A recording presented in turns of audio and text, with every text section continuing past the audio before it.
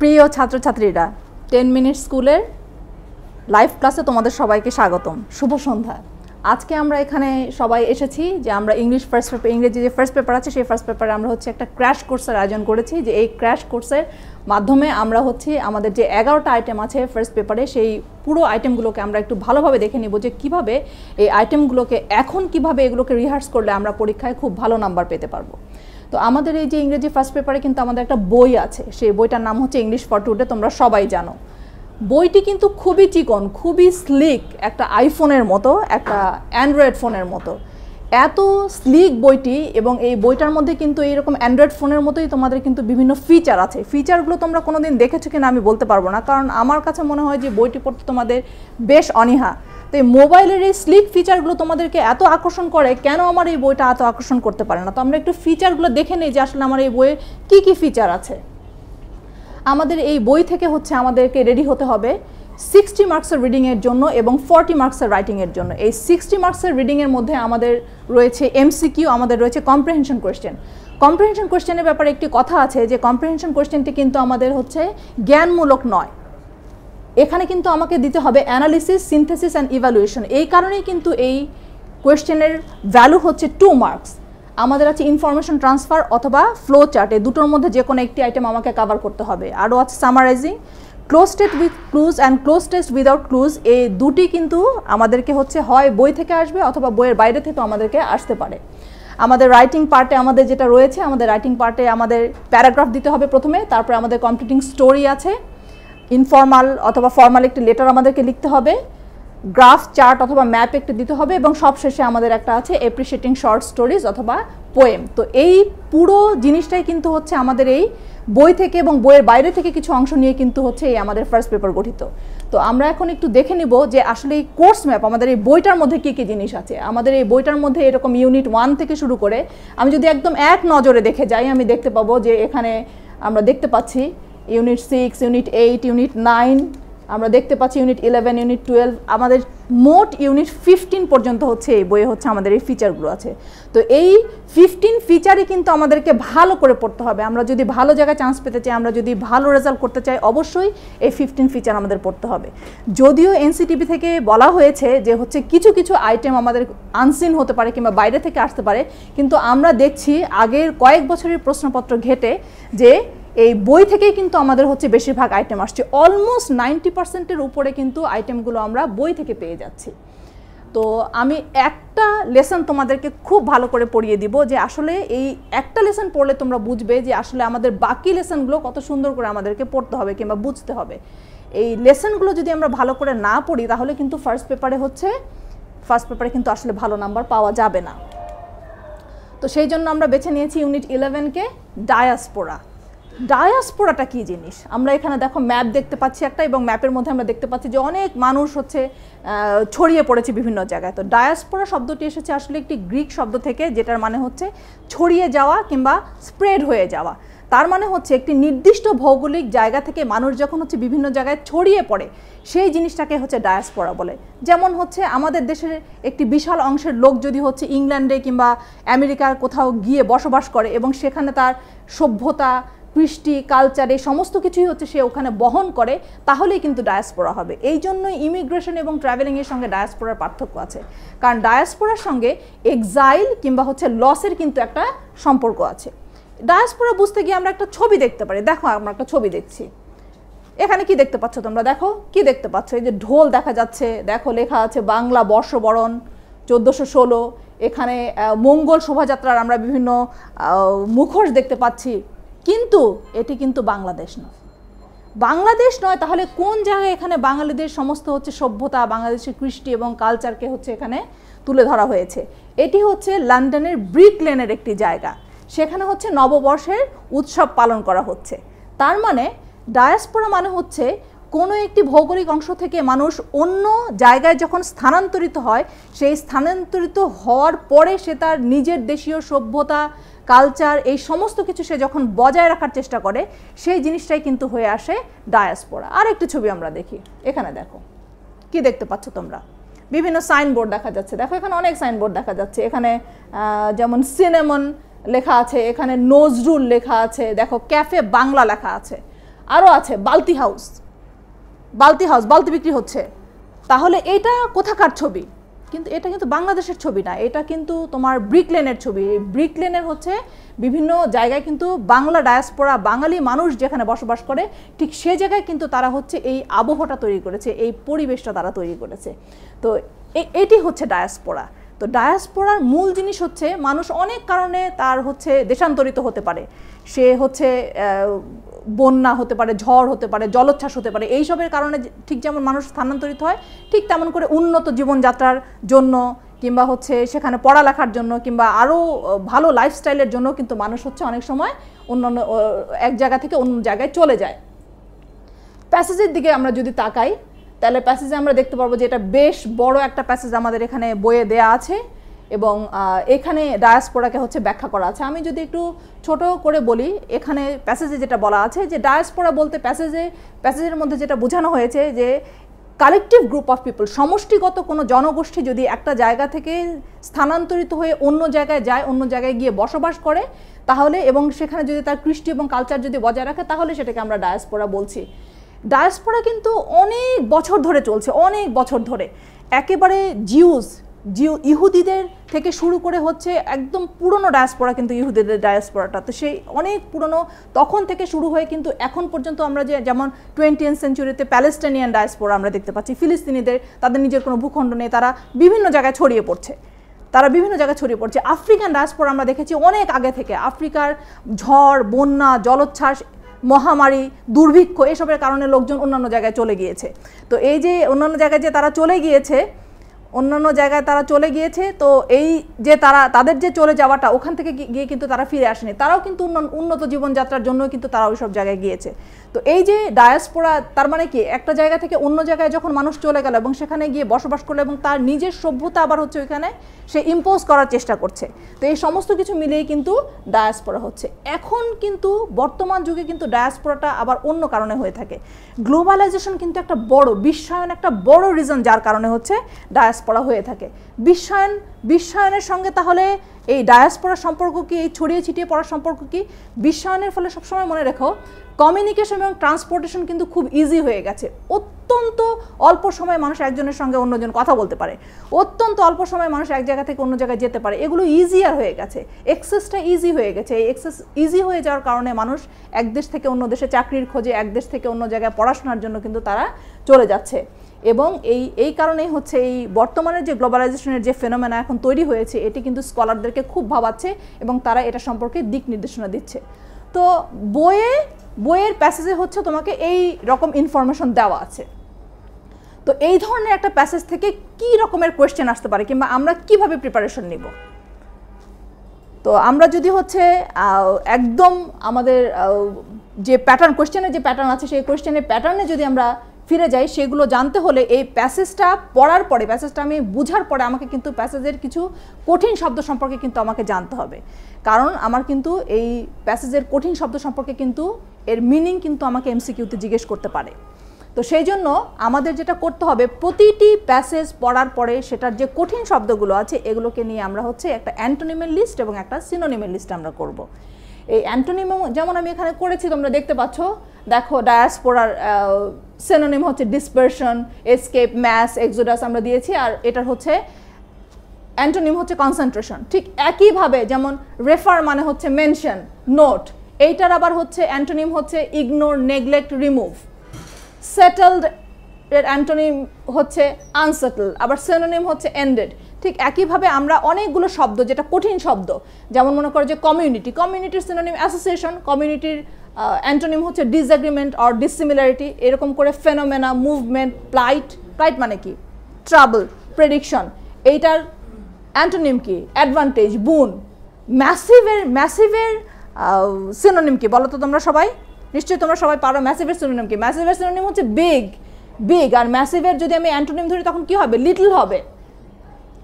Ravages মানে কি? Ravages মানে ড্যামেজ, আর ড্যামেজের উল্টো শব্দটা কি হচ্ছে? তখন সেটা হবে বিল্ড হবে অথবা কনস্ট্রাক্ট হবে। তার মানে কি, প্রতিটি প্যাসেজ পড়ার পরে আমাকে এটার কঠিন শব্দ সম্পর্কে আমার ধারণা থাকতে হবে। আমার যদি ধারণা না থাকে তাহলে হচ্ছে এই প্যাসেজটি যে শুধুমাত্র কোয়েশ্চেন অ্যান্সারের জন্যই আসবে অথবা শুধুমাত্র মাল্টিপল চয়েসের জন্যই আসবে তা কিন্তু না, এই প্যাসেজটি কিন্তু অন্যভাবে আসতে পারে, তোমার ক্লোজ টেস্টেও আসতে পারে। এখন তুমি বলো যে ক্লোজ টেস্টে যদি এটা আসে, তুমি যদি এই শব্দগুলো না জানো, তুমি তো বুঝতে পারবে না, তুমি কিছুতেই বুঝতে পারবে না যে হচ্ছে কোন শব্দ। তোমার শব্দ মনে না থাকলে তোমার যদি অ্যান্টোনিম কিংবা সিনোনিম মনে থাকে তাহলেও কিন্তু তোমাকে সেটা হেল্প করবে। সো ক্লোজ টেস্টের জন্য কিন্তু আমাদের কিন্তু অনেক নাম্বার আছে। সো এই পুরো প্যাসেজ কিন্তু আমার এই বইয়ের যে 15 ইউনিট আছে, এই ইউনিটটাকে কিন্তু আমাকে ভালো করে পড়তে হবে। ভালো করে না পড়লে কিন্তু আমি এই অনেকগুলো কোয়েশ্চেনে কিন্তু আনসার দিতে পারবো না। যদিও আমি তোমাদেরকে বলেছি যে এনসিটিভি থেকে বলা আছে যেমন হচ্ছে 50% নাম্বারই হয়তো আনসিন থেকে আসবে, কিন্তু আমরা লাস্ট যদি 2 ইয়ার্সের কোয়েশ্চেন দেখি যে এখন যে প্যাটার্নটা শুরু হয়েছে, অলমোস্ট 90%-এর উপরে সমস্ত কিছুই তারা বই থেকে দিয়ে দিচ্ছে, টেক্সট থেকে দিয়ে দিচ্ছে। তাহলে টেক্সটটাই হচ্ছে মূল্যবান। এই যে স্লিক এবং স্লিম যে টেক্সট তোমাদেরকে দিয়েছে এটা কিন্তু খুব মূল্যবান, এটা পড়তে হবে। এইটা ভালো করে পড়লে তুমি শুধু ফার্স্ট পেপারে না, তুমি সেকেন্ড পেপারেও কিন্তু তোমার ভালো নাম্বার আসবে। ঠিক আছে, আমরা তাহলে একটু কোয়েশ্চেন প্যাটার্নের দিকে যাই। আমরা একটু কোয়েশ্চেন প্যাটার্ন দেখে নেই যে কিভাবে হচ্ছে আমরা এখান থেকে কোয়েশ্চেন আসতে পারে। তো আমাদের যে এমসিকিউ আছে, এই এমসিকিউয়ে একটা কোয়েশ্চেন যদি এরকম হয়, the word decade refers to, decade মানে কি? এই যে আমি বললাম যে কিছু কঠিন শব্দের মানে জানতে হবে। তুমি যদি ডিকেডের মানে না জানো তাহলে তুমি কিভাবে বলবে যে এটা 5 ইয়ার্স না 6 ইয়ার্স না 30 ইয়ার্স না 10 ইয়ার্স, কোনটা? তো এটা তো আগে জানতে হবে। সবাই কমেন্টে লিখো তো যে এখানে হচ্ছে ডিকেডে তোমরা কি করছো, ডিকেডের এটার মানেটা কি, তোমরা সবাই লিখো কমেন্টে, আমি একটু দেখব। ঠিক আছে, এটা কি 50 ইয়ার্স? 50 ইয়ার্স 50 ইয়ার্স না, 50 ইয়ার্স যদি তোমরা লিখে থাকো তাহলে তোমরা মানুষ না, তোমরা ড্রাগন, তোমরা এখানে বসবাস করো না। ঠিক আছে, এটার মানে হচ্ছে আসলে 10 ইয়ার্স, ডিকেড মানে 10 ইয়ার্স। আচ্ছা, এরপরে আমরা আসি। এরপরে দেখো, what does diaspora mean? Always remember your answer should be close to the text. টেক্সটের একদম কাছাকাছি থাকতে হবে। টেক্সটে তোমাকে যে ইনফরমেশন দেওয়া আছে, তোমার নিজের মাথায় যে ইনফরমেশন আছে এটা তুমি এখানে ইউজ করবে না, তোমার টেক্সটে যে ইনফরমেশন দেওয়া আছে সেই ইনফরমেশন তুমি ইউজ করবে। যেমন এখানে বলা আছে people live in their own countries, তারপরে বলা আছে পিপল গো অ্যাব্রড, এটা কি diaspora? People work in other countries, এটা কি ডায়াসপোরা? নাকি নাম্বার 4? তোমরা লিখো তো চটপট করে, তোমরা কমেন্টে দিয়ে দাও। এটা 1 হবে, 2 হবে, 3 হবে নাকি 4 হবে?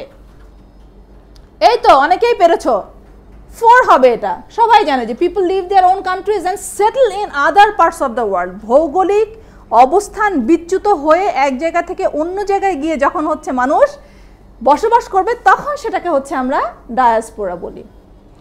আচ্ছা, আরও দেখো, the closest meaning of massive কি? আমি এর আগেই বলেছি কিন্তু ম্যাসিভ মানে কি? ম্যাসিভ মানে কি টাইনি? ম্যাসিভ মানে কি অনেক বড়? না ম্যাসিভ মানে স্লিম? কোনটা? এই যেমন এখানে দেওয়া আছে tiny, slim, long, very big, এটা কোনটা হবে? 1, 2, 3 না 4? আমার টোন শুনেই তোমরা বুঝতে পারছো যে এটি হবে 4।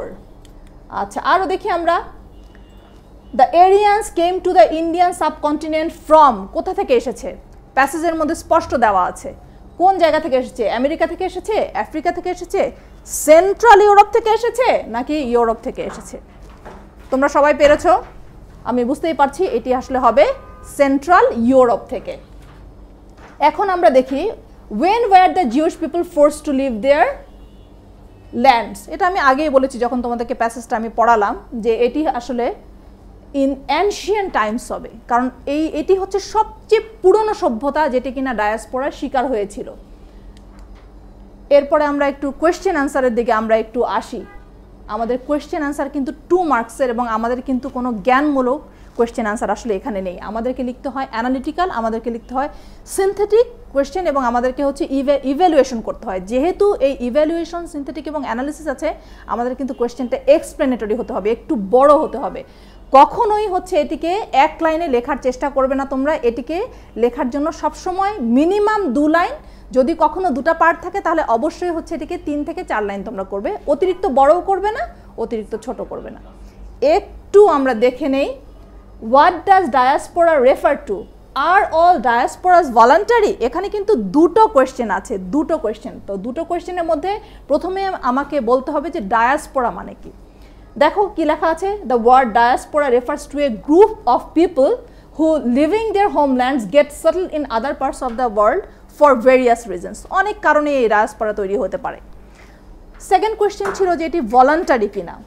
তো আমরা কিন্তু কখনোই know all the diasporas are not voluntary এটা বলে কিন্তু আমরা ছেড়ে দেবো না, আমরা কিন্তু কারণটা বলবো যে কেন ডায়াসপোরা ভলান্টারি না। Sometimes people are force to do so because of operation, injustice, war or ravages of nature.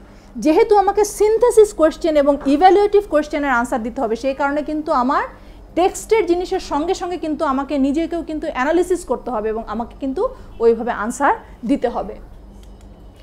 Second question আসি আমরা, দেখো তোমরা, when has the study of diaspora started to attract scholars, এটা আমরা পড়েছি যে অনলি ইন রিসেন্ট টাইমসে হচ্ছে ঘটনাটা ঘটছে। কিন্তু অনলি ইন রিসেন্ট টাইমস আমি যখন বলছি তখন কিন্তু এটা শুধুমাত্র এক লাইনের মধ্যে চলে আসছে, আমার কিন্তু এটা এক্সপ্লেনেটরি হচ্ছে না। যদি এক্সপ্লেনেটরি না হয় তাহলে কি হবে, নাম্বার কমে যাবে।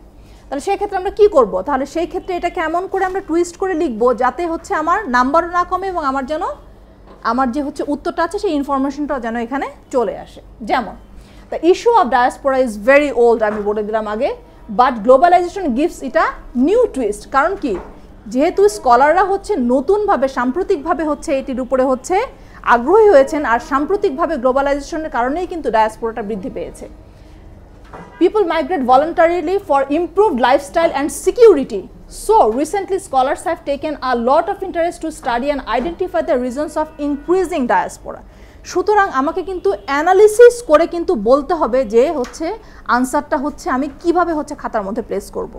আমি কিন্তু কখনোই হচ্ছে এমন করে প্লেস করব না যাতে সেটা হচ্ছে আনএন্ডিং কিংবা হচ্ছে অসমাপ্ত এরকম কোনো জিনিস যেন মনে না হয় আমার আনসারকে।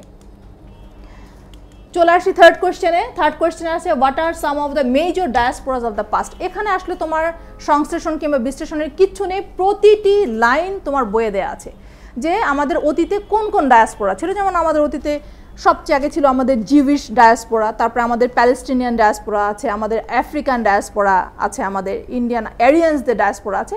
এই চারটার কথা লিখলেই হচ্ছে আমাদের হয়ে যাচ্ছে এখানে। 4 নম্বর কোয়েশ্চেনে আসি, what has globalisation to do with diaspora. এই কোয়েশ্চেনটার আনসার কিন্তু বইয়ে ডিরেক্টলি দেয়া নেই। বইয়ে দেয়া আছে গ্লোবালাইজেশনের জন্য হচ্ছে ডায়াসপোরা ঘটছে, কিন্তু কেন ডায়াসপোরাটা ঘটছে এই কথাটা কিন্তু বলা নেই। তো এইটার কারণটা কি, diaspora is tied to globalisation because transportation and communication technology have made human movement much easier.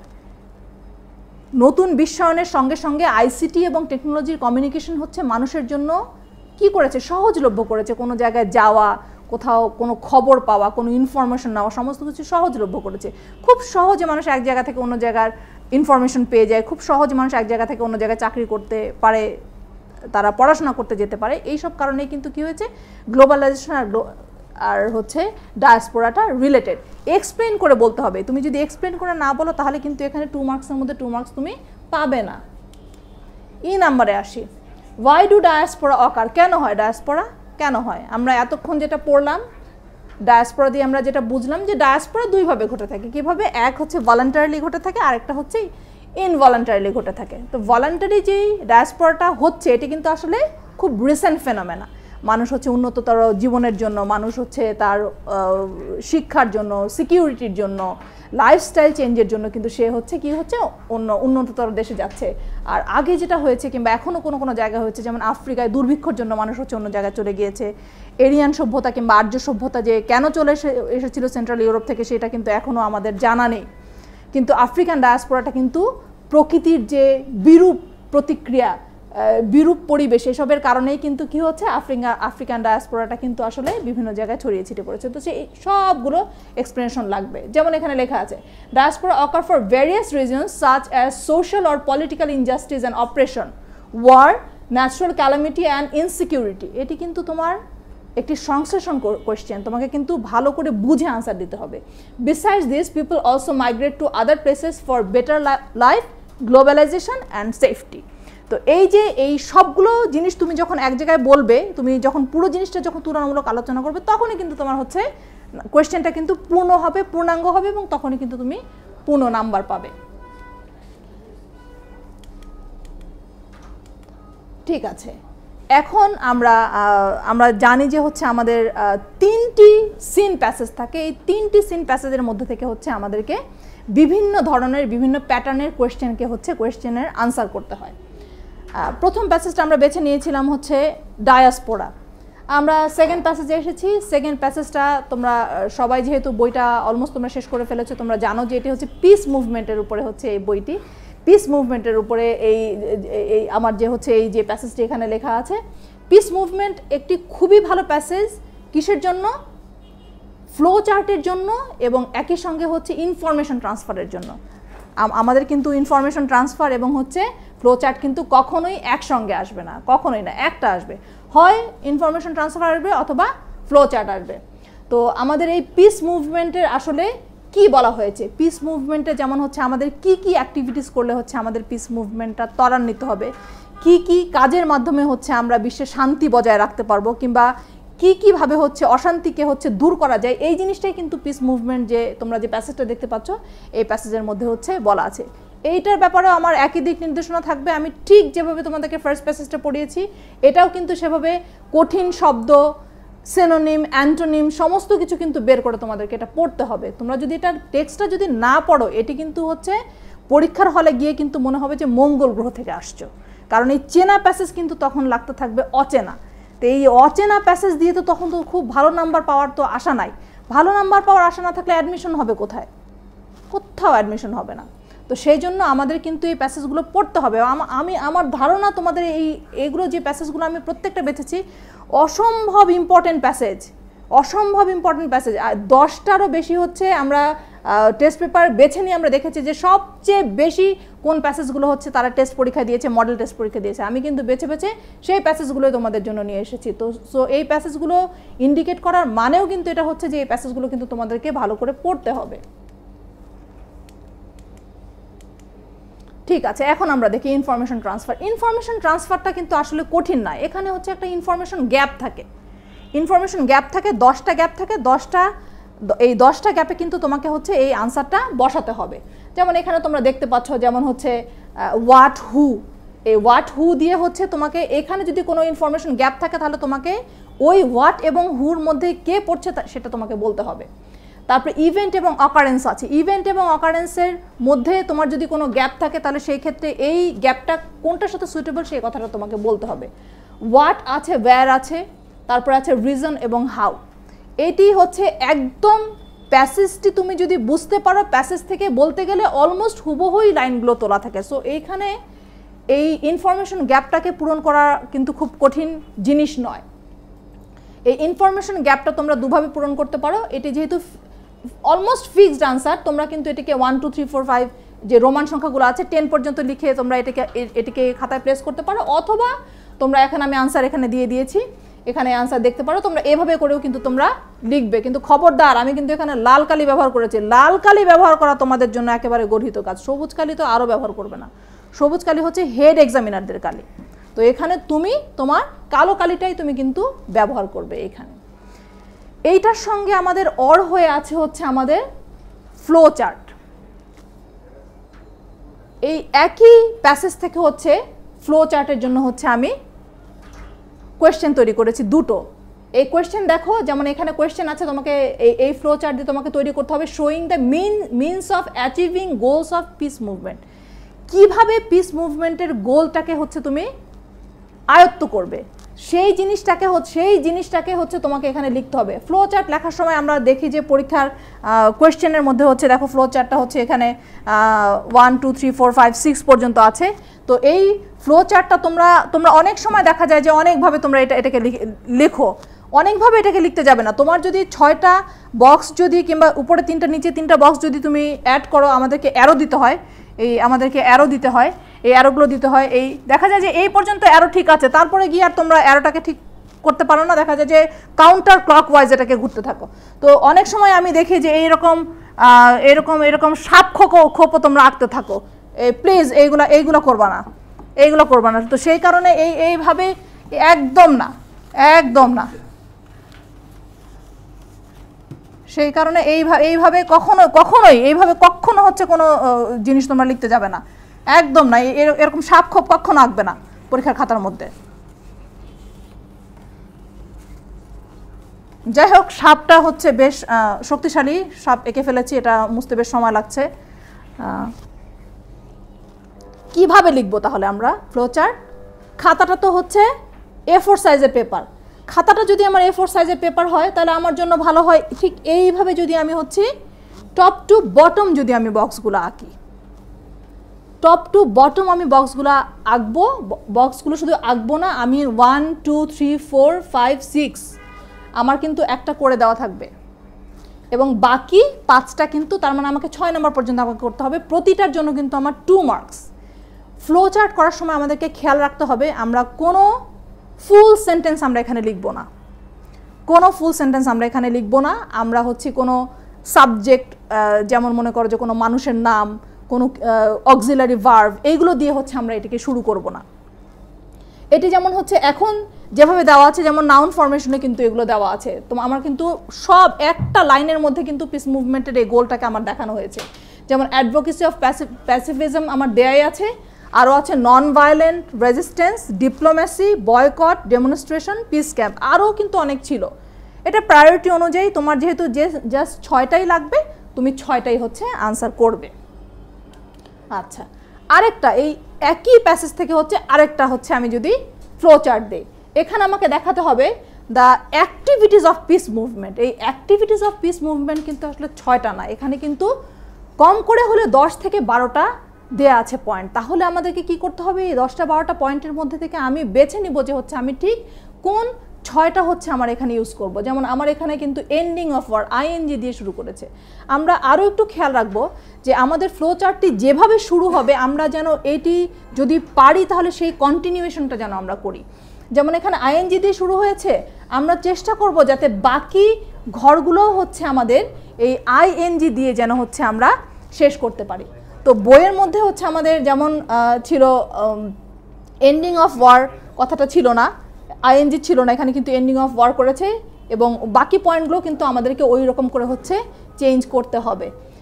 যেমন আমার যদি এন্ডিং অফ ওয়ার হয়, আমি সেকেন্ডে দিলাম minimising inter human violence in a particular place, তারপরে আছে ব্যানিং অফ গানস, দেখো সবগুলো আইএনজি করছি, achieving world peace, advocating pacifism, তারপরে বলেছি supporting anti war political candidates and people who exposes war crimes or conspiracies. সুতরাং আমার কিন্তু এই জিনিসটা কিন্তু মাথায় রাখতে হবে, কোথাও যদি টু ইনফিনিটিভ ফ্রেজ দিয়ে শুরু হয় আমি টু মেনটেন করব, কোথাও যদি হচ্ছে আমার আইএনজি দিয়ে শুরু হয় আমি আইএনজিটা মেনটেন করার চেষ্টা করব, কোথাও যদি নাউন ফ্রেজ দিয়ে শুরু হয় আমি নাউন ফ্রেজ দিয়ে করব, কোথাও কোথাও বাই, ডুইং, সো এরকম হচ্ছে অ্যাডভার্বিয়াল দিয়ে হয়, সেই অ্যাডভার্বিয়ালটা যদি থাকে তাহলে আমি চেষ্টা করব যেন এই অ্যাডভার্বিয়ালটা দিয়ে যেন শেষ হয়।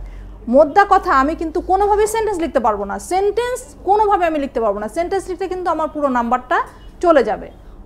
তো সেই জন্য আমাকে কিন্তু ফ্লো চার্টটা কিন্তু 10 নাম্বার, এবং এটি কিন্তু ঠিক হলে তোমাকে 10 নাম্বারই দিবে। শুধু খেয়াল রাখবে বক্স আঁকতে কখনো ভুল করবে না, বক্সটার জন্য কিন্তু নাম্বার আছে, তুমি যদি বক্স না দাও it is not a flow chart. So box তোমাকে আঁকতে হবে, বক্সের জন্য কিন্তু তোমার নাম্বার আছে।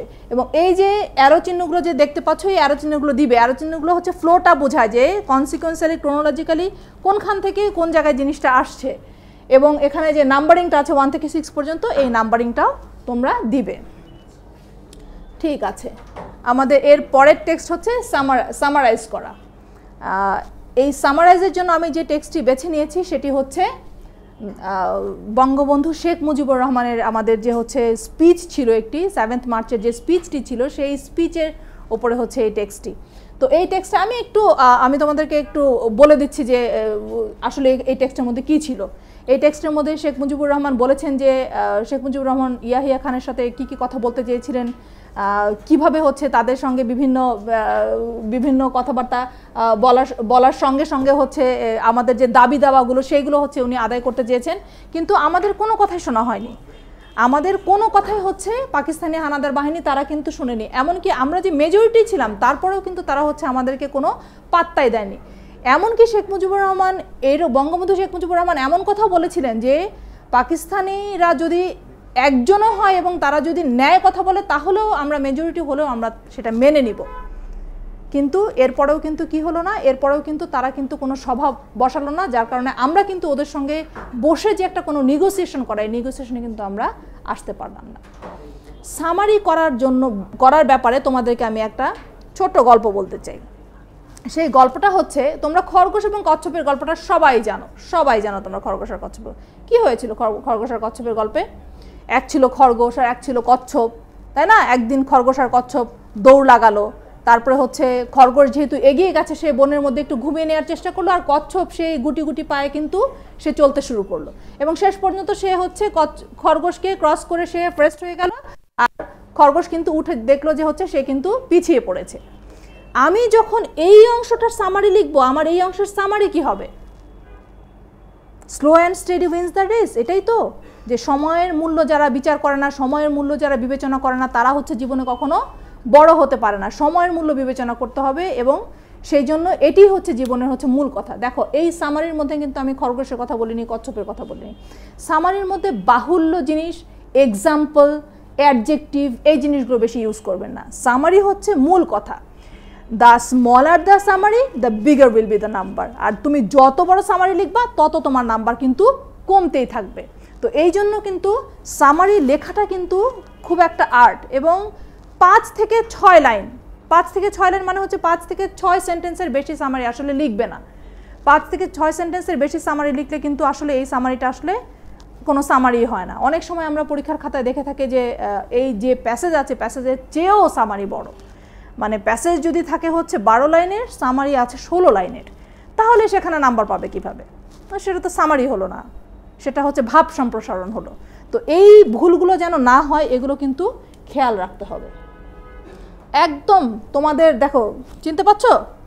এই তোমাদেরই কারো হাতের লেখা হবে, তোমাদেরই কারো হাতের লেখা হবে। এই দেখো এখানে 10-এ 6 পেয়েছে, ভালোই পেয়েছে, নাম্বারটা তো বেশ ভালো। হ্যাঁ, কেন বেশ ভালো নাম্বার পেয়েছে? দেখো এখানে সামারিটা কিন্তু খুব ছোট করে সুন্দর করে লিখেছে, এখানে কোনো বাহুল্য অ্যাডজেক্টিভ কিংবা অন্য কোনো কিছুই কিন্তু সে এখানে লেখেনি, কিংবা কোনো সনের কথা সে উল্লেখ করেনি।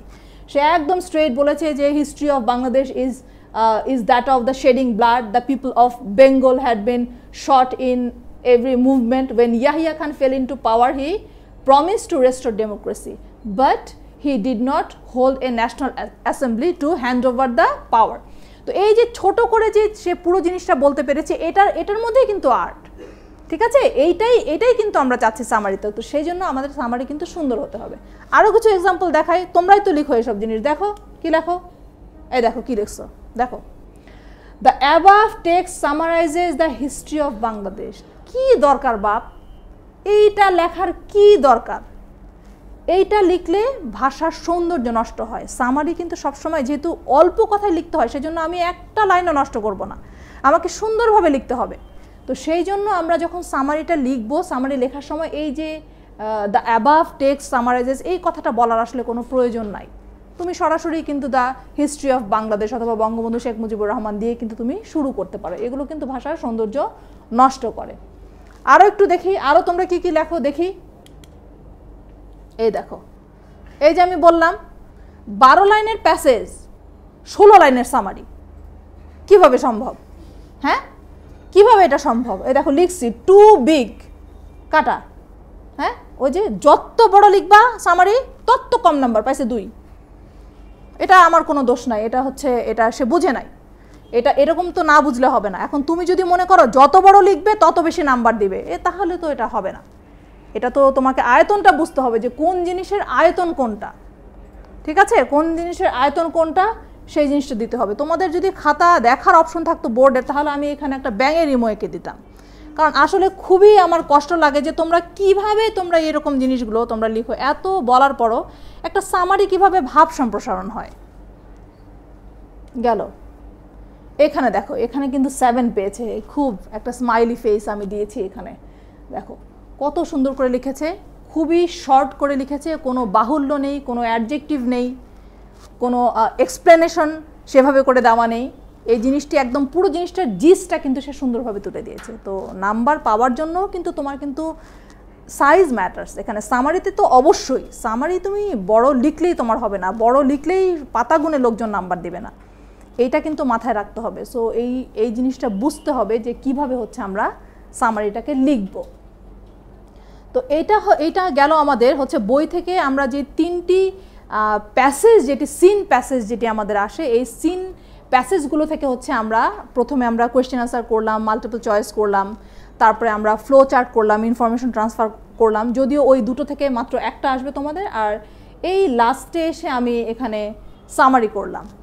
তো সামারিতে কিন্তু 10 নাম্বার, এটা কিন্তু 5 নাম্বার না, সামারিতে 10 নাম্বার। আমার ধারণা এই 10 নাম্বার দেখেই তোমরা বেশি বেশি লেখো, এই 10 নাম্বার দেখে বেশি বেশি লিখবে না। 10 নাম্বার থাকলেও সাধারণত বলা হয় যে 1/3 1/3 লেখো। যদি তোমার 16 লাইন থাকে তাহলে হচ্ছে কমিয়ে এটা 1/3 যা হবে তুমি তাই লিখবে। সেভাবে করে তুমি যদি জিনিসটাকে সেট করতে পারো, তৈরি করতে পারো, তাহলে নাম্বার এমনি তোমার কাছে থাকবে, নাম্বার তোমাকে কেউ তোমার কাছ থেকে নাম্বার নিবে না। তো এই সিন প্যাসেজ চলে গেল। এই সিন প্যাসেজের পরে আমাদের সঙ্গে এর নেক্সট যে আইটেমগুলো আছে এগুলো হচ্ছে ক্লোজ টেস্ট। ক্লোজ টেস্টের জন্য কিন্তু পুরো বই তোমাকে পড়তে হবে।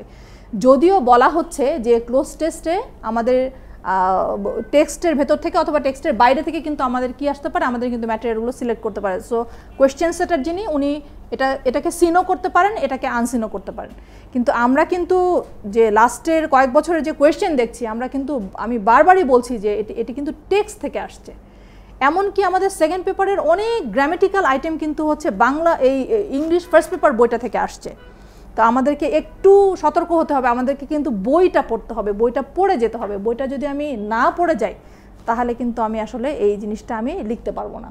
প্রতিটা প্যাসেজ 15টা আমার হচ্ছে ইউনিট আছে, এই 15টা ইউনিটের প্রতিটা প্যাসেজ কিন্তু আমাকে সুন্দরভাবে কিন্তু আমাকে পড়তে হবে। একবার মিনিমাম একবার করে হলেও একটা রিডিং দিতে হবে। আমি তোমাদেরকে অনুরোধ করব, কেউ যদি এমন থাকো যে এখনও কোনো প্যাসেজ তোমার বাকি আছে, অ্যাটলিস্ট একবারের জন্য হলেও কিন্তু সেই প্যাসেজটা তুমি প্লিজ রিডিং পড়ো। আর এখন তো আরও সুবিধা হয়েছে, এখন কিন্তু সব জায়গার টেস্ট পরীক্ষা হয়ে গেছে, মডেল টেস্ট অনেক জায়গায় চলছে, আমাদের কাছে কিন্তু টেস্ট পেপার চলে এসেছে, বাজারে অনেক টেস্ট পেপার চলে এসেছে। এই টেস্ট পেপারগুলো থেকে কিন্তু আমরা এই ক্লোজ টেস্টগুলো কিন্তু আমরা একটু ভালো করে দেখতে পারি যে বোর্ডে কী কী ক্লোজ টেস্ট এসেছে, ভালো ভালো কলেজগুলোতে কী কী ক্লোজ টেস্ট এসেছে, সেই হিসেবে কিন্তু আমরা ওইভাবে করে কিন্তু ক্লোজ টেস্টগুলোকে কিন্তু আমরা ঝালাই করে নিতে পারি। এই জন্য আমাদেরকে অবশ্যই এবং অবশ্যই আমাদেরকে কিন্তু পুরো বইটা কিন্তু সুন্দরভাবে পড়তে হবে। আচ্ছা, এইখানে দেখো এটি সিন নয়, এটি আনসিন। এটি আনসিন। এখানে এ থেকে যে পর্যন্ত 10টা গ্যাপ আছে এবং এখানে কিন্তু ফিক্সড তোমার এখানে কিছু ওয়ার্ড দেওয়া আছে, এই ওয়ার্ড থেকে কিন্তু তোমাকে বসাতে হবে। এখানে ওয়ার্ড থেকে তোমাকে এই জায়গাগুলোতে হচ্ছে বসাতে হবে। তো আমরা যেহেতু এই ওয়ার্ড থেকে আমরা এই জায়গাগুলোতে বসাবো, তার মানে এটা ফিক্সড, এইখানে আমার চেঞ্জ হওয়ার কোনো সম্ভাবনা নেই, কিংবা একটা ওয়ার্ড অন্য দুটো জায়গায় কিংবা একটা ওয়ার্ড হচ্ছে মিসপ্লেসড হয়ে অন্য জায়গায় বসার কোনো চান্স নেই। একটা ওয়ার্ড যদি ভুল করে এপাশে ওপাশে চলে যায় তার মানে কিন্তু তোমার দুটো ভুল হয়ে যাবে।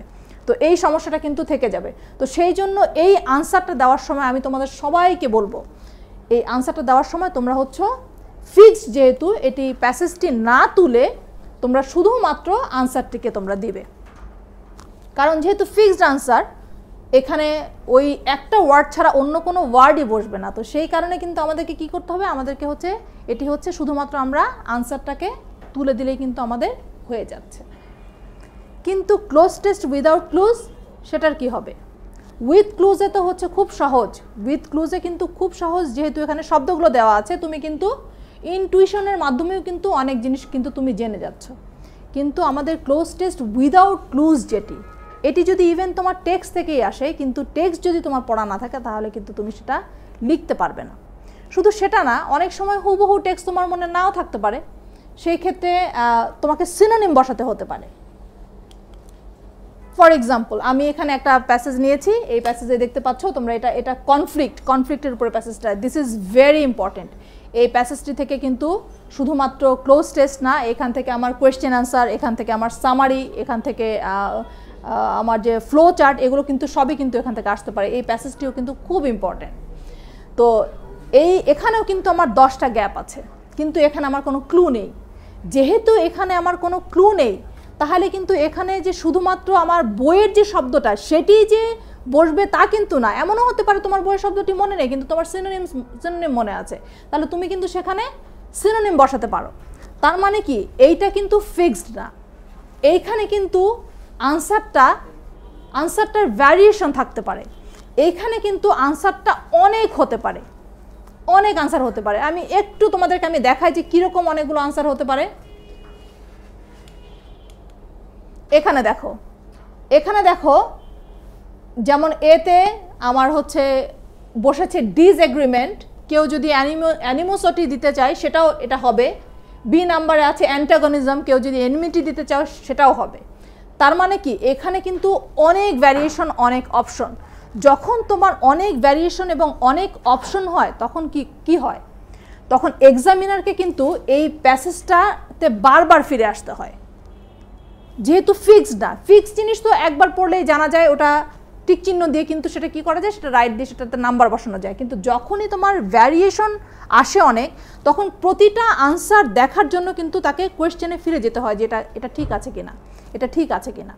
তো আমার সাজেশন থাকবে এক্সামিনারের প্রতি সদয় না হলে কিন্তু সে তোমার প্রতি সদয় হবে না। তোমাকে কিন্তু এটা বুঝতে হবে যে বারবার তাকে কোয়েশ্চেন পেপারে ফিরে আসার বদলে তুমি যদি এই প্যাসেজটি শুধুমাত্র হচ্ছে এই ক্লোজ টেস্ট উইদাউট ক্লুজ প্যাসেজটি তুমি যদি খাতায় লিখো, তারপরে যদি তোমার গ্যাপে তুমি জিনিস বসাও, তাহলে কিন্তু ওকে এক্সামিনারকে কিন্তু কখনো কোয়েশ্চেন পেপারে ফিরে আসতে হবে না। সে কিন্তু একবারে পড়ে যাওয়ার সময় বুঝবে যে সেন্টেন্সটা রাইট, এইটা একবারে পড়ে যাওয়ার সময় সে বুঝবে সেন্টেন্সটা রাইট অর রং, সে কিন্তু সেখানে নাম্বার দিয়ে দিতে পারবে। আর না হলে অনেক ভ্যারিয়েশন থাকলে এটা একজন মানুষের পক্ষে যখন সে 800-1000 খাতা দেখে, 7 দিনের মধ্যে তাকে হচ্ছে এত হিউজ খাতা জমা দিতে হয়, তখন কিন্তু আসলে এটা পসিবল না যে বারবার কোয়েশ্চেন পেপারে ফিরে যাওয়া এবং বারবার হচ্ছে এই আনসার চেক করে তারপর তোমাকে নাম্বার দেওয়া, এটা কিন্তু পসিবল হয় না। তখন এমনও হতে পারে যে তোমার রাইট আনসার তোমার কাটা পড়ে গেল, তোমার নাম্বার কমে গেল। তো সেই জন্য আমার সাজেশন থাকবে যে ক্লোজ টেস্ট উইদাউট ক্লুজ এটা তোমরা একটু তুলবে কষ্ট করে খাতায়, এটা তুলবে এবং এটা নাম্বার যেভাবে আছে এ থেকে জে পর্যন্ত তুমি আন্ডারলাইন করে সেই নাম্বারগুলো তুমি সেখানে সেভাবে বসিয়ে দিবে। তো এই গেল হচ্ছে আমাদের ক্লোজ টেস্ট উইথ ক্লুজ এবং ক্লোজ টেস্ট উইদাউট ক্লুজ। আমি বারবারই বলছি যে ক্লোজ টেস্ট উইথ ক্লুজ এবং cloze test without clues NCTB থেকে যদিও বলা আছে যে হচ্ছে এটি আনসিন হতে পারে, আমরা কিন্তু বারবারই দেখছি যে টেক্সট থেকে কিন্তু জিনিসটা আসছে। তো বইটার গুরুত্ব অপরিসীম। এই বইটাকে কিন্তু পড়তে হবে। বইটা যদি না পড়ো, বইটাকে প্যাসেজগুলো শুধু পড়ার সঙ্গে সঙ্গে সেটার যে অ্যান্টোনিমস আছে, সিনোনিমস আছে, সেটার যে অর্থ আছে, এটা না বুঝলে কিন্তু আসলে ক্লোজ টেস্টের উইদাউট ক্লুজ এটা কিন্তু আনসার করা আসলে খুবই কঠিন। তোমাকে এটা আসলে বইটা না বুঝলে এটা শুধুমাত্র গেস করে এই জিনিসটা কিন্তু বসানো অনেক ক্ষেত্রে সম্ভব হয় না। সেক্ষেত্রে কিন্তু তোমার নাম্বারটা অনেক ক্ষেত্রে কমে যাবে। তো আমরা সেই ঝুঁকি না নেই, আমরা হচ্ছে ভালোভাবে হচ্ছে আমরা এই ক্লোজ টেস্ট উইথ ক্লুজ এবং ক্লোজ টেস্ট উইদাউট ক্লুজের যে হচ্ছে জন্য আমাদের যে টেক্সটটা পড়তে হবে, আমরা শুরু থেকে শেষ পর্যন্ত হচ্ছে আমরা এই টেক্সটটা আমরা ভালোভাবে আমরা পড়ব।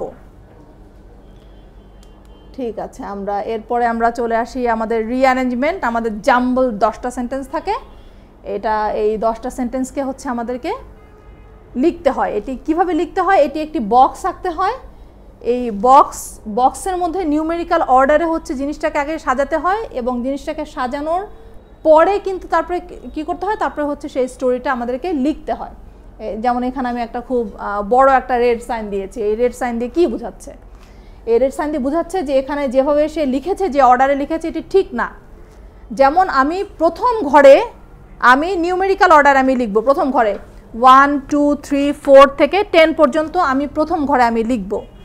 তাহলে আমার নিচের ঘরে কি থাকবে, আমার নিচের ঘরে কোয়েশ্চেন পেপারে জাম্বল সেন্টেন্সটা যেভাবে দেয়া আছে, এটা যদি রোমান সংখ্যায় দেয়া থাকে তাহলে রোমান সংখ্যাটাই আমাকে এখানে লিখতে হবে। এখানে আমি একটা এক্সাম্পল এনেছি, তোমরা যদি দেখতে পারো তাহলে দেখতে পাবে যে এখানে সে প্রথমে রোমান সংখ্যা 6 লিখেছে, আবার নিউমেরিক্যাল অর্ডার একটা 6 লিখে রেখেছে, আবার রোমান সংখ্যা 10 লিখেছে, আবার নিউমেরিক্যাল অর্ডার।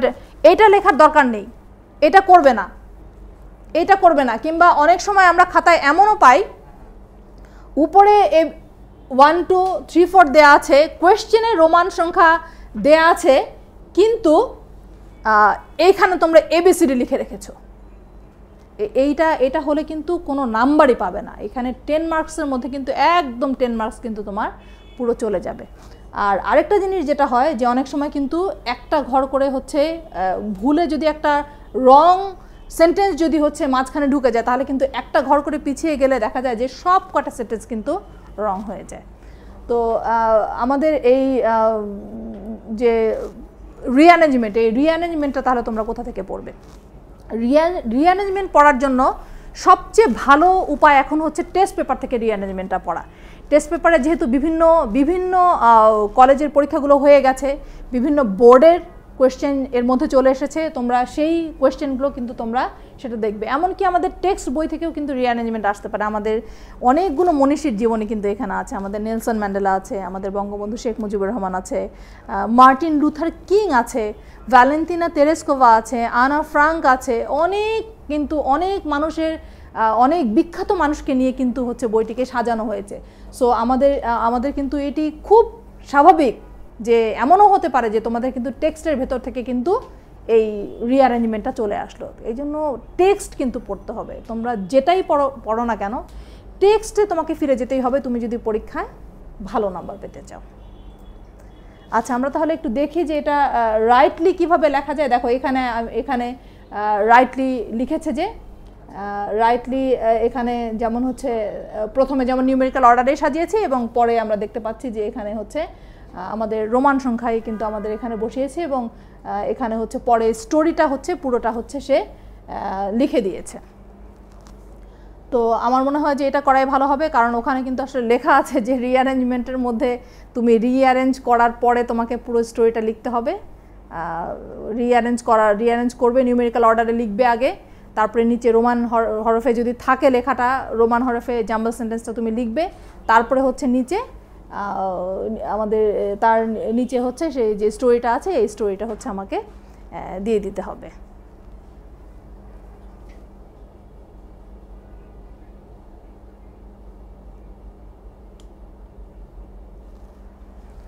আমাদের এখন যেটা আমাদের লিস্টে আছে এটা হচ্ছে আমাদের প্যারাগ্রাফ। আমাদের প্যারাগ্রাফ আছে। প্যারাগ্রাফ তো আসলে সিন না, কিন্তু আমরা লাস্ট 2 ইয়ার্স এবং হচ্ছে সমস্ত যে টেস্ট পরীক্ষাগুলো হয়ে গেছে বিভিন্ন ভালো ভালো কলেজের, সেগুলো থেকে আমরা দেখলাম যে কিছু প্যারাগ্রাফ অলমোস্ট অনেকের কাছে কমন, অনেকের কাছেই প্যারাগ্রাফগুলো কমন। কি সেই প্যারাগ্রাফগুলো? দেখো, ফুড অ্যাডাল্টারেশন, এটা কিন্তু তোমাদের টেক্সটে আছে। ফুড অ্যাডাল্টারেশনের উপরে একদম পুরোপুরি টেক্সটে আছে। Folk music and modern music, এটাও তোমাদের টেক্সটে আছে, text based. Etiquette and manners, একদম এইটা হুবহু তোমাদের টেক্সটের মধ্যে আছে। ডাউরি সিস্টেম নিয়ে আছে। ডায়াসপোরা তো আমি পড়ালাম কিছুক্ষণ আগে, ডায়াসপোরা তো আছেই তোমাদের এখানে। ক্লাইমেট চেঞ্জ আছে আমাদের এখানে। আর্লি ম্যারেজ নিয়েও হচ্ছে এখানে প্যাসেজ আছে। এটি একটু আনসিন অ্যান্ড আইডিয়াল স্টুডেন্ট, এর উপরে এটি সিন নয়, এটি টেক্সট থেকে আসেনি। অ্যাডোলেসেন্সের উপরে একটা পুরো ইউনিট আছে তোমাদের। তারপরে আছে ড্রিম অ্যান্ড রিয়েলিটি, আমাদের ড্রিম পোয়েম আছে। I have a dream, Martin Luther কিংয়ের একটা স্পিচ আছে, তোমরা সেটা পড়েছো। আরও যেমন হচ্ছে প্রাসঙ্গিক বর্তমান সময়ের ফেসবুকের অ্যাডভান্টেজ এবং ডিসঅ্যাডভান্টেজে হচ্ছে অনেক সময় প্যারাগ্রাফে চলে আসে। স্ট্রিট চিলড্রেন তোমরা টেক্সটের মধ্যে পড়েছো। অ্যামেরিগো তোমরা টেক্সটের মধ্যে পড়েছো। তো স্ট্রিট চিলড্রেনটা সেখান থেকে তুমি নিতে পারো। চাইল্ড লেবার, তার মানে কি? তার মানে হচ্ছে এইখানকার 80% উপরের জিনিস কিন্তু তোমার টেক্সট বেসড। তাহলে কি করা উচিত? তাহলে টেক্সট থেকে পড়া উচিত। টেক্সট থেকে পড়লে সুবিধা দুটো, টেক্সট থেকে প্যারাগ্রাফগুলো পড়ো। টেক্সট থেকে যখন প্যারাগ্রাফগুলো পড়বা তখন কি হবে, তোমরা এখান থেকেই যখন ক্লোজ টেস্ট আসবে সেই ক্লোজ টেস্টগুলো কিন্তু তোমরা খুব সহজে সেখান থেকে দিয়ে দিতে পারবে, তোমাদের ভুল হবে না। টেক্সটের ভেতর থেকে পড়লে একই সঙ্গে কিন্তু তোমাদের ওই প্যাসেজটা পড়ার সঙ্গে সঙ্গে প্যারাগ্রাফটা পড়া হয়ে যাবে। তো মানে ওই যে আমরা বলি না যে 1 ঢিলে 2 পাখি মারা, আসলে এটা 1 ঢিলে 2 পাখি মারা না, 1 ঢিলে 4 পাখি মারা হয়ে যাবে। যেমন তোমার প্যারাগ্রাফ কমন পড়লো, তোমার ক্লোজ টেস্ট কমন পড়তে পারে, তোমার কোয়েশ্চেন আনসার তোমার কমন পড়তে পারে, তোমার সেখানে ফ্লো চার্টটা তোমার কমন পড়তে পারে। এই সমস্ত জিনিসই কিন্তু তোমার কিন্তু এখান থেকে তোমার কমন পড়তে পারে। প্যারাগ্রাফ লিখবে কিভাবে? প্যারাগ্রাফ লিখতে হলে তোমাকে অবশ্যই 1 প্যারা লিখতে হবে। 1 প্যারায় প্যারাগ্রাফের উপরে তুমি প্রথমে হেডিং দিবে, প্রথমে আগে হেডিং দিয়ে নিবে, হেডিং দিয়ে নিয়ে তারপরে হেডিংটা দিয়ে তারপরে সেখান থেকে হচ্ছে প্যারাগ্রাফ লেখা শুরু করবে। প্যারাগ্রাফটা এখানে আসলে কোনো সেরকম তোমাদের ওয়ার্ড বাইন্ডিং সেভাবে দেয়া নেই, কিন্তু প্যারাগ্রাফটা খুব ছোট করো না। প্যারাগ্রাফটা খুব ছোট করো না, প্যারাগ্রাফটা যেন একটু ইলাবোরেট হয়, প্যারাগ্রাফটা যেন সুন্দরভাবে, যেহেতু গাইডেড প্যারাগ্রাফ তার মানে এখানে কোয়েশ্চেন থাকে, কোয়েশ্চেনগুলোর আনসার দিয়ে দিয়ে কিন্তু এই প্যারাগ্রাফটা তোমাকে তৈরি করতে হবে। কোনো প্যারা থাকবে না, কিন্তু এই কোয়েশ্চেনের আনসার দিয়ে দিয়ে তোমাকে হচ্ছে এই প্যারাগ্রাফটা তৈরি করতে হবে। তো সেই জন্য এই গাইডেড রাইটিং যেহেতু, এবং তোমার টেক্সট যদি পড়া থাকে তাহলে তুমি কিন্তু প্যারাগ্রাফটা অনেক ভালো করে লিখতে পারবে। তো আমি আসলে মনে করি যে হচ্ছে টেক্সট বেসড এটা হওয়া উচিত। প্যারাগ্রাফটা টেক্সট বেসড হলে তোমার শুধু প্যারাগ্রাফ না, প্যারাগ্রাফের সঙ্গে সঙ্গে অন্যান্য যে জিনিসপত্রগুলো আছে, অন্যান্য যে আইটেমগুলো আছে, সেই আইটেমগুলো কিন্তু তুমি খুব সহজে কিন্তু শেষ করে ফেলতে পারবে। তো সেই ক্ষেত্রে আমার মনে হয় যে হচ্ছে এই যেগুলো আমাদের সিন টেক্সট থেকে যেগুলো আমার আসছে, এইগুলোর জন্য হচ্ছে আমার টেক্সট থেকে পড়াটাই আমার ভালো হয়। তাহলে আমি ক্লোজ টেস্ট, তাহলে আমার ফ্লো চার্ট, তাহলে আমার সামারাইজেশন, তারপরে আমার যে কোয়েশ্চেন আনসার আছে, এমসিকিউ আছে, এই সমস্ত জায়গাতেই কিন্তু আমি এই সুবিধাটা আদায় করতে পারবো। সেই জন্য আমাকে টেক্সটটা কিন্তু আমাকে ভালো করে পড়তে হবে। টেক্সটটা ভালো করে না পড়লে আসলেই কিন্তু রেজাল্টটা, তুমি যতই ভালো হও ইংরেজিতে, তোমার রেজাল্টটা ভালো করা কিন্তু খুব কঠিন হবে।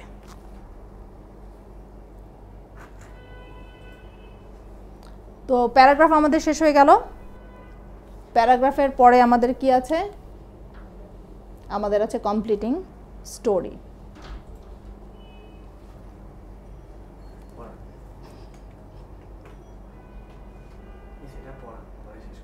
এটা পড়াবো না, এটা পরে পড়াবো, এটা শেষ। আচ্ছা আচ্ছা, তো আমাদের পরের সেগমেন্টে আছে কমপ্লিটিং স্টোরি। আমি এর পরের সেগমেন্টে যখন আমি আসবো, 9টার সময় যখন আমি আসবো, তখন তোমাদেরকে আমি কমপ্লিটিং স্টোরি দিয়ে আমি তখন শুরু করব। ধন্যবাদ সবাইকে।